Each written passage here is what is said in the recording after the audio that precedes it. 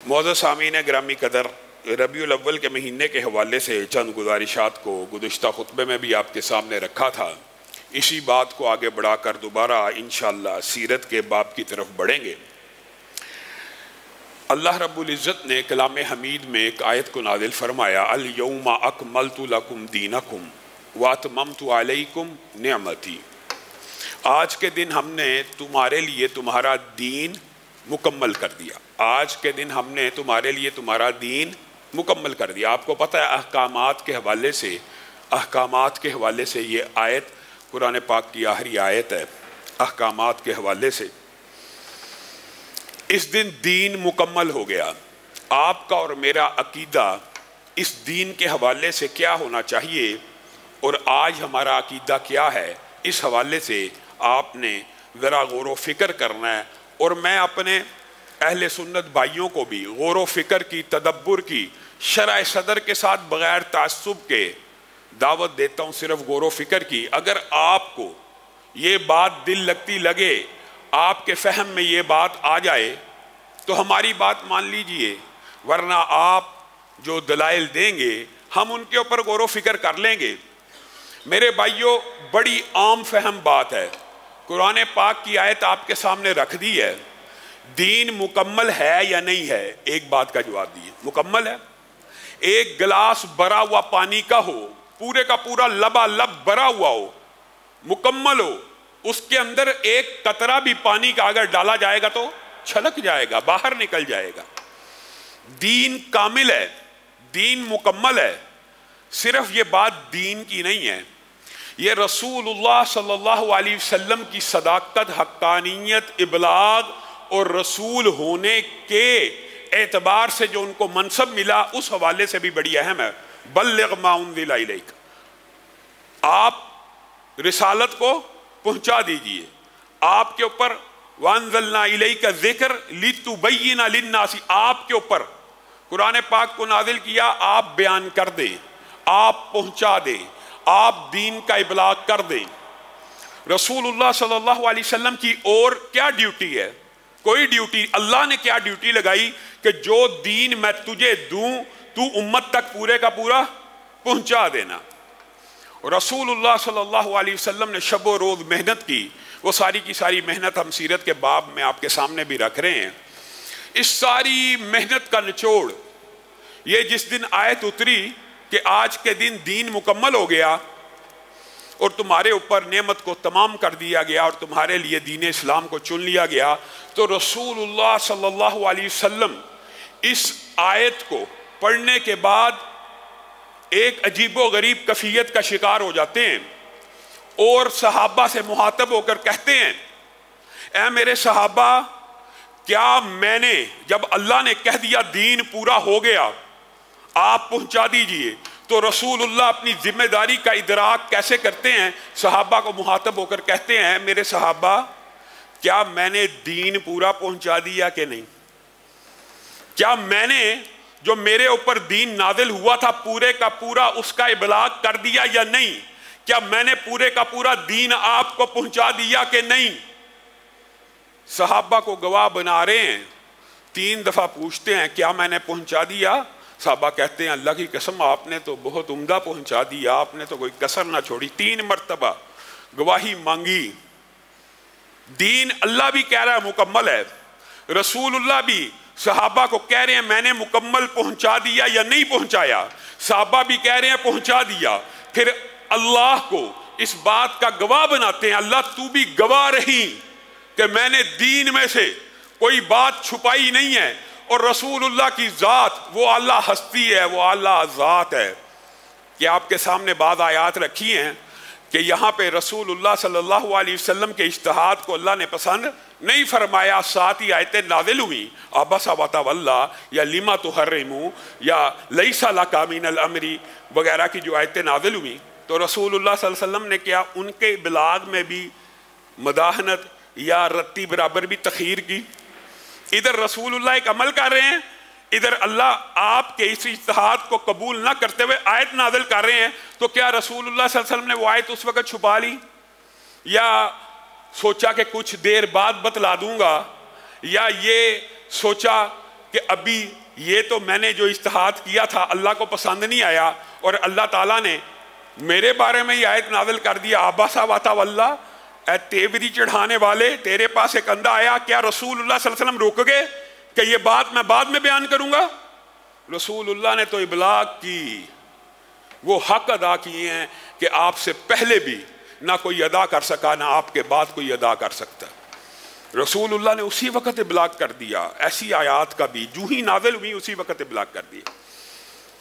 اب آپ نے غور و فکر کرنا ہے کہ اگر دین کامل ہے، اگر دین مکمل ہے، تو اس دین کے اندر کوئی بندہ خلوص نیت سے، اخلاص نیت کی دلیل دے کر کہ میری نیت بڑی نیک ہے، میری نیت بڑی نیک ہے، میری نیت دین میں کمی اور بیشی کی نہیں ہے، میری نیت یہ ہے کہ لوگ نیکی کا کام کریں، اپنی طرف سے اس دین کے اندر کوئی بات ایجاد کر لے اور نیت نیک ہو، نیت میں اخلاص موجود ہو، کیا وہ بات دین ہو سکتی ہے؟ کیا دنیا میں کسی انسان کی نیت بھی دلیل ہو سکتی ہے؟ کیا دین کامل اور مکمل نہیں تھا کہ تجھے جو نیکی کا کام مل گیا وہ رسول اللہ صلی اللہ علیہ وسلم کو تو نہ پتا چلا، وہ رسول اللہ کو تو علم نہ ہوا، لیکن تیرے مولوی کو اور میرے مولوی کو علم ہو گیا اور اس نے کہا جی کل بھی ٹھیک ہے، تیجا بھی ٹھیک ہے، چلیسواں بھی ٹھیک ہے، چہلم بھی ٹھیک ہے، یہ ساری کی سارے سلسلے رسول اللہ نے تو نہ بتلائے، نہ رسول اللہ ان کی فضیلتوں کو پا سکے، نہ رسول اللہ کو ان کے فضائل کا علم ہو سکا، نہ رسول اللہ نے اپنی امت کو بتلائے۔ لیکن آج کا ایک مولوی اٹھے اور وہ کہے کہ نہیں، نیت نیک ہے، نیت نیک ہونے کے بعد اگر اس قسم کا کوئی کام کر لیا جائے تو اس میں حرج کیا ہے، اس میں حرج کیا ہے۔ یہ دو دلائل ہیں۔ آج بھی دین کے اندر جو کوئی شخص بھی نئی بات کو ایجاد کرتا ہے اس کے پاس دو دلیلیں ہوتی ہیں، بلکہ ایک تیسری دلیل بھی ہوتی ہے، اس کا بھی موقع آیا تو اس کے حوالے سے بات کریں گے۔ دو دلیلیں جو معروف ہے، حرج کیا ہے؟ جی نیت نیک ہے، نیت خالص ہے۔ من احدث فی امرنا ھذا ما لیس منہ فہو رد فہو رد فہو من عمل عملا لیس علیہ امرنا فہو۔ دو حدیثیں رسول اللہ صلی اللہ علیہ وسلم نے کہا جو کوئی اس دین کے اندر ایسی بات ایجاد کرے جو میں محمد صلی اللہ علیہ وسلم سے ثابت نہ ہو فہو رد، وہ باطل ہے، وہ مردود ہے، وہ رد ہے۔ من عمل عملا، اور جو کوئی شخص ایسا عمل کرے ما لیس علیہ امرنا، جس کے بارے میں ہمارا حکم موجود نہ ہو، یعنی رسول اللہ صلی اللہ علیہ وسلم کا حکم موجود نہ، فہو رد، جو نئی بات ایجاد کرے۔ دو حدیثیں آپ کے سامنے رکھی۔ من احدث، جو کوئی نئی بات کو ایجاد کرے اس دین کے اندر جس کے بارے میں ہمارا حکم موجود نہ ہو، وہ بھی مردود ہے، وہ بھی باطل ہے، اور جو کوئی ایسا عمل کرے جس کے بارے میں ہمارا حکم نہیں، وہ بھی باطل ہے۔ اور قرآن پاک کی آیت بھی ہے، قرآن پاک کی آیات بھی ہیں کہ عمل صالح رسول اللہ صلی اللہ علیہ وسلم کی مہر شدہ عمل کو کہتے ہیں، اور جو کوئی اللہ رب العزت سے ملاقات کی امید رکھتا ہے وہ عمل صالح کرے اور اللہ کے ساتھ کسی کو شریک نہ ٹھہرائے۔ میرے بھائیو، یہ رسول اللہ صلی اللہ علیہ وسلم کی جو احادیث اور قرآن کی آیات ہے، یہاں سے ایک بات ثابت ہوتی ہے کہ دین کے اندر عبادات کے جتنے بھی اعمال ہیں، عبادات کے جتنے بھی اعمال ہیں، یعنی کوئی شخص کسی عمل کو اگر عبادت سمجھتا ہے اور عبادت سمجھ کے کرتا ہے، کوئی شخص کسی عمل کو عبادت سمجھتا ہے یا ثواب کی نیت سے کرتا ہے تو اس کے لیے اس کے پاس دلیل ہونی چاہیے، اور دلیل یا قول رسول ہوگا یا امر رسول ہوگا یا تقریر رسول ہوگی یا حدیث رسول ہوگا، بس۔ یعنی کسی بھی نیک عمل کا دین کے اندر ثبوت موجود ہونا چاہیے، ثابت ہونا چاہیے، ثابت ہونا چاہیے۔ یہ جو بات ہے کہ نیک نیتی کی بنیاد کے اوپر اگر کوئی عمل کر بھی لیا، آپ کو اس پہ کیا اعتراض ہے؟ حرج کیا ہے؟ آئیے صحابہ کی زندگی سے بعض ان واقعات کو یاد کیجئے جس میں حرج کیا اور نیک نیتی کے یہ جو جھوٹے مغالطے اور فلسفے ہیں ان کا رد بھی موجود ہے۔ امی عائشہ کے ایک بھائی ہیں عبد الرحمن، ان کے گھر بچہ پیدا نہیں تھا ہوتا، تو ان کی ایک رشتہ دار نے نیت کی کہ اگر عبد الرحمن کے گھر میں بچہ پیدا ہوگا، نظر مان لی نیت کی کہ اگر عبد الرحمن کے گھر میں بچہ پیدا ہوگا تو عقیقے کے اوپر بکرے یا بکریاں ذبح کرنے کی بجائے اونٹ کو ذبح کروں گی۔ عقیقے کے اوپر بکریاں ذبح کرنے کی بجائے کیا کروں گی؟ اونٹ کو ذبح۔ اونٹ کی قربانی جائز ہے کہ نہیں؟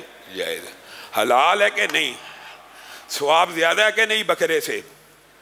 امی عائشہ کے کان میں یہ الفاظ پڑے، آپ نے کہا ہمارے لیے رسول اللہ کی سنت کافی ہے، اگر بچہ ہوگا تو ہم 2 بکریاں یا بکروں کو ذبح کر دیں گے، اونٹ کو ذبح نہیں کریں گے۔ آپ مجھے بتلائیے اونٹ کو ذبح کرنے میں حرج کیا تھا؟ کیا حرج تھا؟ کیا نیت بد تھی؟ نیت تو نیک تھی، نیت تو بکرے سے بھی زیادہ ثواب کمانے کی تھی۔ اسی طرح مسجد النبوی کے اندر بعض لوگوں نے امامت کروائی، کس نماز کی؟ چاشت کی، اشراق کی نماز کی امامت کروانا شروع کی۔ عبداللہ ابن عمر امی عائشہ کے حجرے کے باہر بیٹھے تھے، کہا یہ آپ سے سوال پوچھا یہ لوگ کیا کر رہے ہیں؟ تو عبداللہ ابن عمر نے کہا یہ بدعت کر رہے ہیں، یہ بدعت کر رہے ہیں، یہ رسول اللہ صلی اللہ علیہ وسلم سے ثابت نہیں ہے۔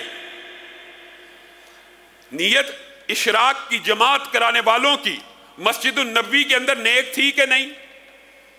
نفل کی جماعت کا قرآن و سنت سے ثبوت ملتا ہے کہ نہیں؟ تراویح کی نماز نفل نماز ہی ہے نا، لیکن چونکہ رسول اللہ نے اس کی جماعت 3 دن کروائی تھی، اس لیے حضرت عمر نے کہہ دیا تھا، اور ایویں بلا وجہ اس بات کو دلیل بناتے ہیں۔ یہ وہ جو تیسرا جملہ ہے کہ حضرت عمر نے کہا تھا کہ جی بدعت اچھی بھی ہوتی ہے، معاذ اللہ۔ رسول حضرت عمر نے ایک مشروع عمل کے بارے میں کہا تھا کہ یہ کام تم نے اچھا کیا کیونکہ شریعت سے ثابت ہے، رسول اللہ نے 3 دن جماعت کرائی، رسول اللہ تو ایک مرتبہ بھی جو عمل کریں وہ حجت ہو جاتا ہے، 3 دن جماعت کرائی تھی، تم مستقل جماعت کراتے ہو تو یہ عمل اچھا ہے۔ وہ کہتے ہیں جی حضرت عمر نے کہا تھا یہ اچھی بدعت ہے۔ عبداللہ ابن عمر نے لوگوں کے اس دور میں بھی اس فہم باطل کو مسترد کرتے ہوئے یہ کہا تھا کل بدعت ضلالہ، ہر بدعت ہی گمراہی ہے، وَإِنْ رَآهَا النَّاسُ حَسَنًا، چاہے لوگ اس کے بارے میں کہتے پھریں کہ یہ اچھی ہے، چاہے لوگ کہتے پھریں کہ بدعت اچھی بھی ہوتی ہے، کل بدعت ضلالہ، کل بدعت ضلالہ، دین میں ہر نئی بات بدعت ہے اور ہر بدعت ہی گمراہی ہے، چاہے لوگ کہتے پھریں کہ یہ بدعت اچھی ہے۔ اور میرے بھائیوں نیک نیتی، نیت اگر دنیا کے اندر کسی کی دلیل ہوتی تو آج کے مولوی کی ہوتی کہ صحابہ کی ہوتی؟ صحابہ سے بہتر نیت کسی کی ہو سکتی ہے؟ یعلا بن امیہ خانہ کعبہ کے اندر ہیں، طواف کر رہے ہیں، رکن یمانی پہ پہنچتے ہیں، حضرت عمر کا بھی ہاتھ پکڑ لیتے ہیں، روایات کے الفاظ متعدد ہیں، حضرت عمر کا بھی ہاتھ پکڑ لیتے ہیں، اور خود بھی رکن یمانی کے ساتھ چمٹ جاتے ہیں، چپک جاتے ہیں، بوسے دیتے ہیں۔ اور میرے بھائیوں یہ کس رکن یمانی کو بوسے دے رہے ہیں؟ خانہ کعبہ ہی کی دیوار کا حصہ ہے نا، خانہ کعبہ کی دیوار کا حصہ ہے کہ کوئی مزار ہے، کوئی حجر ہے، کوئی شجر ہے، خانہ کعبہ کی دیوار ہے۔ رکن یمانی کو بوسے دے رہے ہیں، اس سے گلے لگ رہے ہیں، اس سے لپٹ رہے ہیں، ساتھ میں حضرت عمر کا ہاتھ بھی پکڑ لیا، تھام لیا، روک لیا حضرت عمر کا۔ حضرت عمر نے ہاتھ کو چھڑایا، اما تفت مع الرسول صلی اللہ علیہ وسلم، اے یعلا تو نے رسول اللہ کے ساتھ طواف نہیں تھا کیا تھا؟ کیا رسول اللہ صلی اللہ علیہ وسلم نے رکن یمانی کے اوپر یہ کام کیا تھا جو تو کر رہا ہے؟ میں نے رسول اللہ کے ساتھ طواف کیا تھا لیکن رسول اللہ نے یہ کام رکن یمانی کے ساتھ نہیں تھا کیا۔ ہاں دیگر روایات سے یہ بات ثابت ہے، رسول اللہ یہ کام کہاں کیا کرتے تھے؟ حجر اسود پہ کیا کرتے تھے، اس کو چومتے بھی تھے، اس کو بوسہ بھی دیتے تھے، استلام بھی کرتے تھے۔ یہ کام اور جو چمٹنا ہے اور جو لپٹنا ہے یہ رسول اللہ صلی اللہ علیہ وسلم ملتزم کے اوپر باب جو ہے خانہ کعبہ کا اس کے نیچے اپنی چھاتی کو بھی لگا لیا کرتے تھے۔ اب مجھے ایک بات بتلائیے، آپ نے رک جانا، یہ نیت کس کی ہے؟ صحابی رسول کی ہے، اور ساتھ میں عمر جیسا جلیل القدر صحابی ہے۔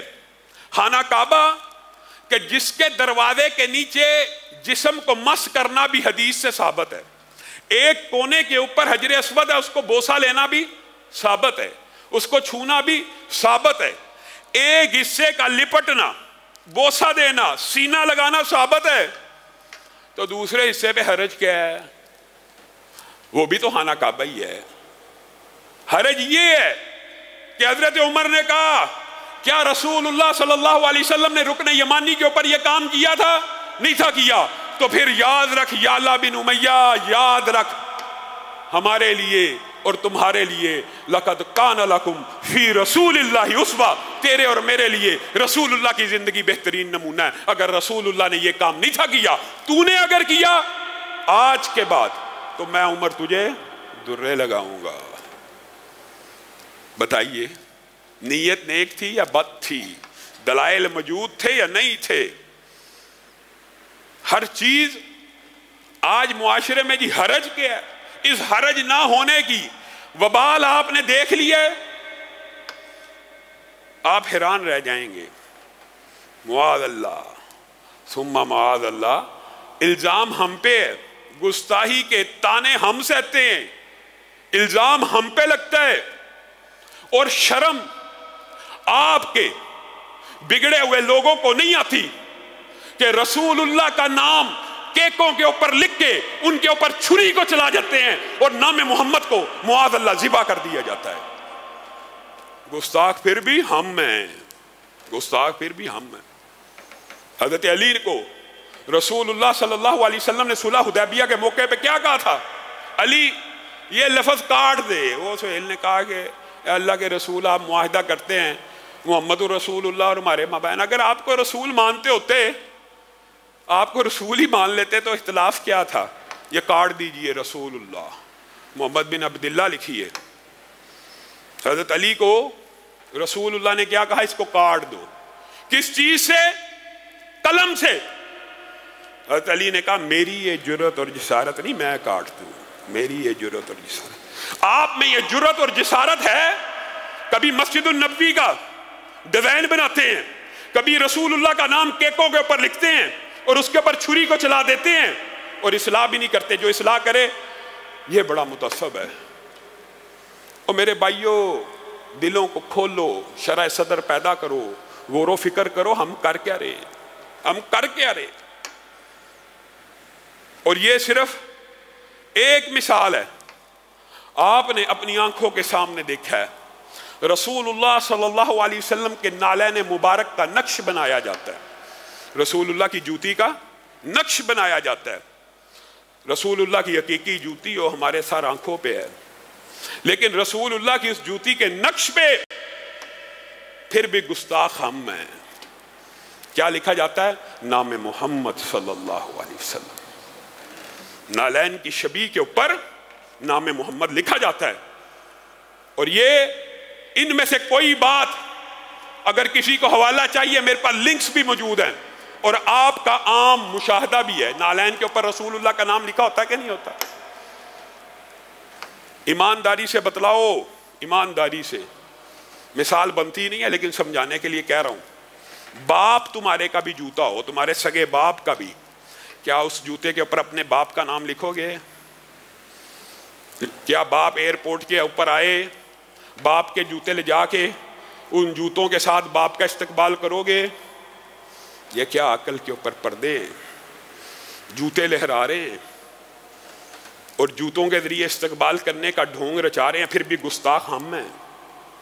اور میرے بھائیوں بعد آ جاؤ، ان نالین کے اوپر سے نام محمد صلی اللہ علیہ وسلم کو مٹا دو۔ اگر تم نے نالین کا نقش بنانا ہی ہے تو ان کے اوپر سے نام محمد کو مٹا دو۔ اگر مسجد النبوی کا عکس بنانا ہے، نام رسول صلی اللہ علیہ وسلم لکھنا ہے، تو ان کے اوپر چھریوں کو چلانے سے بعد آ جاؤ۔ اسی پر بس ہے، اسی پر بس نہ ہو سکا۔ بدعت بانچ نہیں ہوتی، بدعت بانچ نہیں ہوتی، بدعت بچے جنتی ہے۔ پچھلے برس یہیں پہ اسی منبر پہ آپ کے سامنے ایک واقعہ رکھا تھا، آپ گواہ ہیں۔ ملتان کے اندر ایک لڑکی کو حور بنایا گیا تھا، اور اس کے آگے پیچھے کس قسم کے ناچ اور بنگڑے ہوئے تھے سب آپ گواہ ہیں۔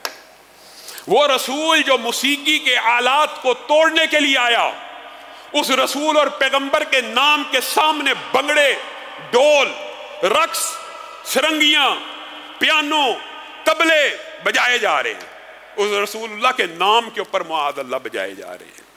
وہ رسول جو آلات موسیقی کو توڑنے کے لیے آیا، جو بانسری کی آواز سن کے کانوں میں انگلیاں دیتا ہے، جو قافلے کے اندر اونٹ کی گردن کے اوپر اطلاع کے لیے جو گھنٹی ہے کہ جانور حملہ نہ کریں، اس کو شیطان کی آواز کہتا ہے، اس رسول کے نام کے اوپر ڈول بھی ہو، ڈمکا بھی ہو، باجے بھی ہو، گانے بھی ہو، بنگڑا بھی ہو، دھمال بھی ہو، اور ایک بندہ اٹھے بہت بڑی گدی کا پیر ہو اور کہے جی ڈول بجانے کی میرے پاس یہ دلیل ہے، میں نے خواب میں دیکھا تھا معاذ اللہ رسول اللہ ڈول بجا رہے تھے، معاذ اللہ یہ دلیل ہے، کسی امتی کا خواب بھی اب حجت ہو گیا۔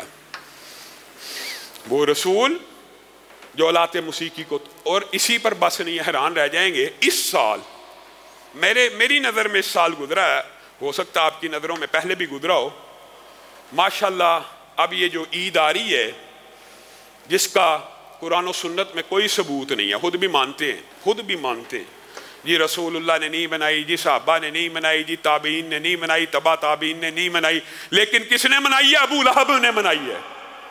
وہ جو پیدائش کی خوشی کے اوپر، مسلمانوں کے پیدائش کی خوشی ہے، عقیقہ ہے اسلام میں، لیکن وہ جو ایک سال گزر جانے کے بعد کی خوشی ہے یہ اسلام میں موجود نہیں ہے، اس کو برتھ ڈے کہتے ہیں۔ یہ عیسائیوں نے پہلے تھے، عیسائی یونانیوں نے اس سے قبل عیسائیوں سے، اور مذہب کے اندر آسمانی مذاہب میں عیسائی پہلے تھے جنہوں نے اپنے نبی کی برتھ ڈے کو عید کا دن قرار دیا، نبی کی برتھ ڈے کو عید کا دن قرار دیا۔ جی کس نے منائی ہے؟ ابو لہب نے منائی ہے۔ یہ دلیل ہے، ابو لہب دلیل ہو گیا، حالانکہ اس نے بھی جو روایت ملتی ہے جس کے اندر بہت سے اشکالات ہیں، اور وہ روایت بھی عجیب و غریب ہے، بات آئی ہے تو سن لیجئے۔ جی کسی شخص نے خواب دیکھا تھا کہ ابو لہب نے جس ہاتھ سے لونڈی کو آزاد کیا تھا رسول اللہ کی پیدائش کے اوپر، اس ہاتھ کے پیچھے ابو لہب کو پانی پلایا جا رہا ہے۔ کس نے دیکھا تھا؟ دیکھنے والا کون تھا؟ کہاں پہ تھا؟ کس نے بتایا؟ کوئی پتہ نہیں، مجہول الحال۔ اور خواب بھی کسی کے حجت ہوتے ہیں، اور پھر یہ خواب قرآن پاک کے بھی خلاف ہے۔ تبت یدا ابی لہب و تب، اللہ نے کہا یہ ہاتھ ٹوٹ جائیں، قیامت تک کے لیے ٹوٹ جائیں۔ کس کے ہاتھ؟ ابو لہب کے ہاتھ۔ اور یہ کہتے ہیں نہیں، ان ہاتھوں پہ پانی مل رہا ہے، وہ ہاتھ جن کو اللہ کہہ رہا ہے ٹوٹ گئے، برباد ہو گئے، ہلاک ہو گئے، ان ہاتھوں کے اوپر پانی مل رہا ہے۔ عقل کے اوپر کیسا پردہ ہے! دلیل یہ ہے۔ اور اسی سال کیا دیکھا؟ یہ جو آنے والی عید ہے اس کے اوپر جی فلاں حافظ آباد کے اندر اونٹ کی قربانی کی جائے گی، اور فیصل آباد کے اندر بکروں کی قربانی کی جائے گی۔ ابھی چند عرصہ نہیں گزرے گا، شاید عید کی نمازیں بھی شروع ہو جائیں اور خطبے بھی دینے شروع کر دیے جائیں۔ کس کی قربانی ہوگی؟ اونٹ کی قربانی اس عید کے اوپر۔ کہاں پہ؟ حافظ آباد میں، فیصل آباد میں اس عید کے اوپر بکروں کی قربانی ہوگی۔ میرے بھائیوں، ہم بھول گئے، ابو بردہ کی بکری کا واقعہ بھول گئے۔ اگر نیت اور اخلاص دلیل ہوتا تو کائنات میں صرف صحابہ کا اخلاص اور نیت دلیل ہو سکتا تھا۔ رسول اللہ کے بعد دین کے اندر کسی کو یہ اختیار نہیں دیا گیا کہ وہ دین کے اندر کوئی بات شامل کر لے، یا نیت نیک ہو یا اخلاص ہو تو دین میں کمی بیشی کر لے۔ یہ اختیار اللہ نے اگر دیا تھا صرف رسول اللہ صلی اللہ علیہ وسلم کو دیا تھا۔ اونٹ کی قربانی ہوگی۔ ابو بردہ نے عید کی نماز سے پہلے اخلاص نیت سے، خلوص نیت سے اٹھے، عید کے دن تھا، نماز پڑھنے کی تیاری کر رہے تھے، دیکھا بستی میں سارے بھوکے سوئے ہوئے ہیں۔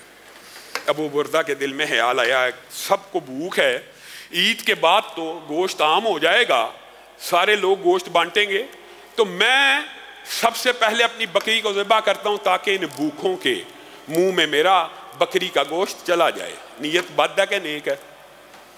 اس سے عمدہ کوئی نیت ہو سکتی ہے کہ بھوکا سب سے پہلے میرا کھانا کھائے؟ ابو بردہ یہ نیت کر رہے ہیں، اور قربانی کر رہے ہیں بکری کی، اور قربانی کس دن کر رہے ہیں؟ قربانی کے دن کر رہے ہیں۔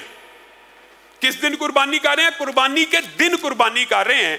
नीयत ये है कि सबसे पहले भूखों के मुंह में मेरी बकरी का गोश्त चला जाए। बकरी ज़बह करके रसूलुल्लाह की बारगाह में आए हैं, खुश हैं, अल्लाह के रसूल मैंने बकरी को ज़बह किया, लोगों को सबसे पहले मेरे इलाके में खाना मिला, मेरी बकरी का मिला। रसूलुल्लाह सल्लल्लाहु अलैहि वसल्लम की पेशानी के ऊपर बल पड़ गए, अबू बुर्दा तूने बकरी को ज़बह किया ईद की नमाज को अदा करने से पहले? जी हाँ। बताइए ईद की नमाज में कितना वक्त लगता है? आजकल तो 2 मिनट के अंदर लोग पढ़ लेते हैं, चलो हम 5-10 मिनट में पढ़ते हैं, आम लोग 2-3 मिनट के अंदर 2 रकत पढ़ लेते हैं। वो 2-3 मिनट तूने इस नमाज से पहले कुर्बानी की? जी हाँ अल्लाह के रसूल मैंने कुर्बानी की, इस नीयत से की। या अबू बुर्दा तेरी बकरी की जो कुर्बानी है वो अल्लाह रब्बुल इज़्ज़त की बारगाह में सदके की कुर्बानी है।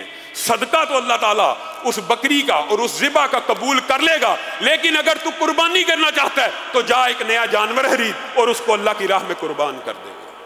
अबू बुर्दा की बकरी की कुर्बानी ईद के दिन कबूल नहीं है, ईद की नमाज से पहले। हमारे हाफिजाबाद में ऊँट की कुर्बानी होगी, फैसलाबाद में बकरों की कुर्बानी होगी। आपने दीन को क्या समझा? आपने दीन को कुछ भी नहीं समझा। आपका दिल आया, जो नीयत में आई, इखलास नीयत, हरज क्या है, ये 2 दलीलें बनाकर आपने लोगों को गुमराह करने की पूरी प्लानिंग कर ली। कुल्लु बिदअतिन ज़लाला। मेरे भाइयों रसूलुल्लाह सल्लल्लाहु अलैहि वसल्लम ने कहा था, और मैं हैरान रह जाता हूँ जब रसूलुल्लाह का नाम अपने हाथों से काट डालते हैं और गुस्ताही के फतवे हम पे लगाते हैं। किरतास के चेहरे पर एक लफ्ज लिखा मैंने, उस लफ्ज की खुशबू से किरतास मुअत्तर है, उस नाम की किरणों से हर चीज मुनव्वर है, वो नाम मुकम्मल है, वो नाम मोहम्मद है सल्लल्लाहु अलैहि वसल्लम। आप इस नाम के ऊपर छुरी को चलाएंगे और गुस्ताही के फतवे हम पे लगाएंगे। आप ईद के ऊपर, मनगढ़ंत ईद के ऊपर ऊंट को कुर्बान करेंगे और गुस्ताही के फतवे हम पे लगाएंगे। अफसोस बेशुमार सुहनहाए गुफ्तनी, खौफे फिसाद खल्क से ना गुफ्ता रह गई हूं। मेरे भाइयों ये आपको किसने वसवसा और मुगालता डाल दिया कि नीयत नेक हो तो जो मर्जी कर लिया जाए? नीयत नेक हो, और नीयत अगर दलील होती तो कायनात में सिर्फ सहाबा की होती, और इसके दलाइल इस कदर मुतअद्दिद हैं कि आप हैरान रह जाएं। एक दलील दे के अपनी बात को खत्म करूंगा।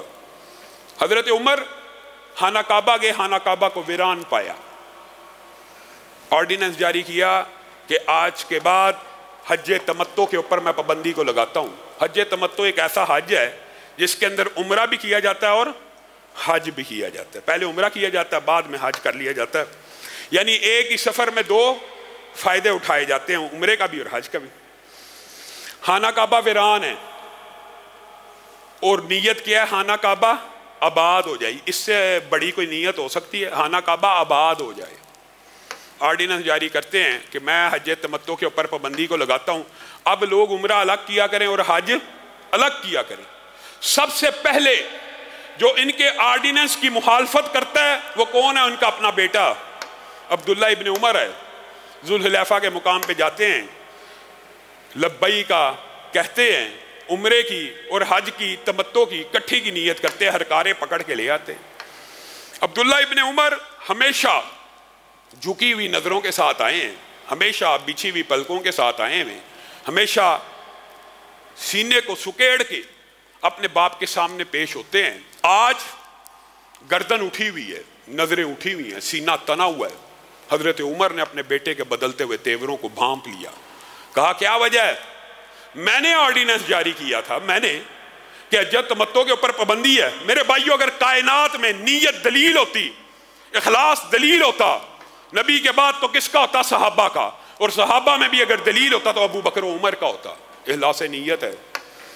ए बाबा आपने ऑर्डिनेंस के ऊपर पाबंदी को लगाया, आपका और मेरा मनहज अब्दुल्ला इब्न उमर अपने बाप के सामने बयान कर रहे हैं। कहते हैं बाबा हज तमत्तो इस साहिब कबर नबी की सुन्नत है। उधर ही बैठ खड़े हैं ना मस्जिद नबी के अंदर, इस कबर वाले रसूल की सुन्नत है। मुझे बताइए میں آپ کے فتوے کے اوپر عمل کروں کہ اس رسول کی سنت کے اوپر عمل کروں۔